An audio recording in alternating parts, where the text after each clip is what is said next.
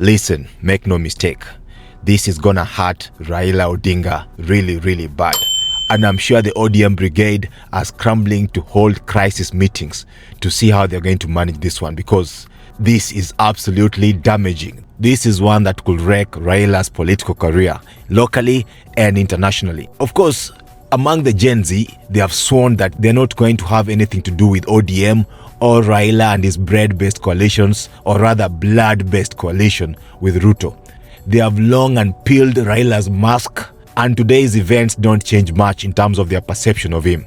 But for the rest of Kenyans who had still given Raila the benefit of the doubt, this is going to be the confirmation that this man is irretrievably sucked into a web of corrupt deals under this RUTO regime.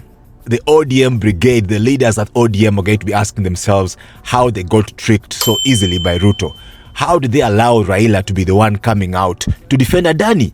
Raila is not a CS, he's not a government official.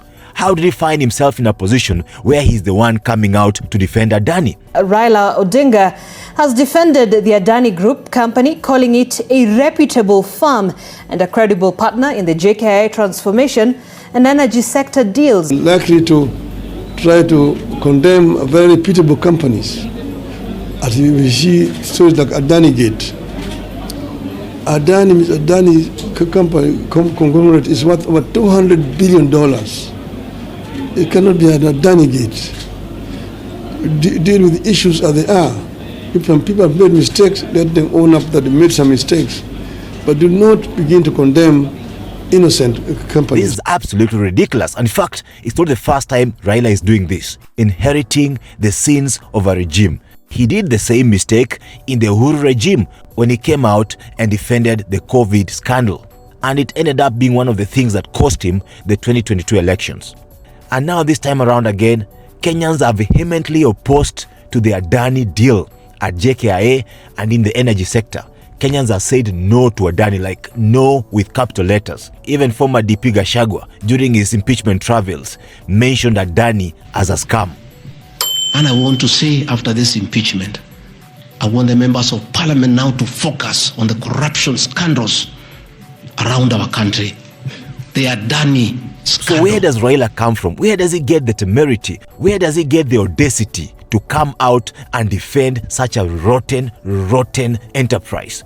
You don't even have to research very far. You don't have to hire someone to do the investigation for you. You just have to Google and look at all the scams and dirty, corrupt deals that this ADANI group has been involved in. And Raila must have known all that. So the only thing that Kenyans are left to conclude is that Raila knew exactly what ADANI were doing. He knew the nature of ADANI group, that they are corrupt, as exposed in this indictment by the United States Attorney's Office, is that ADANI Group bribes their way to government contracts. That is the modus operandi. That's how they operate. So it's no different here in Kenya.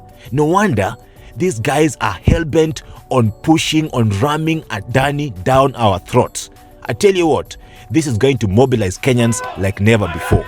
We're not going to allow a corrupt syndicate, a corrupt group to come and take over operations in our country just because they're giving kickbacks, billions of shillings in kickbacks to our politicians.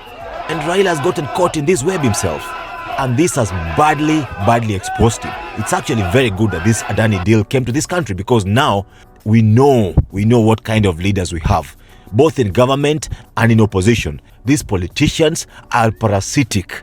They are sucking Kenya's lifeblood. And no wonder this country is struggling. And Kenyans are feeling the effects of the economy just because a few people in government who are meant to work in the best interest of the people are insatiably greedy. They are looting like nobody's business and stashing the money somewhere, maybe abroad or wherever they put it. Guys, if this doesn't make you mad, I don't know what will ever get you worked up. And RUTO has clearly played a sleight of hand on Raila, because now this is going to dent his AU bid really bad. Because his opponents at the AU are going to milk this properly. They're going to say, if you could come out and defend criminals, these guys are criminals.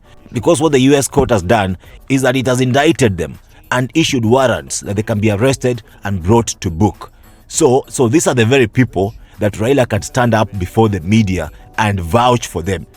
This is going to be absolutely damaging. And Ruto is in the thick of this.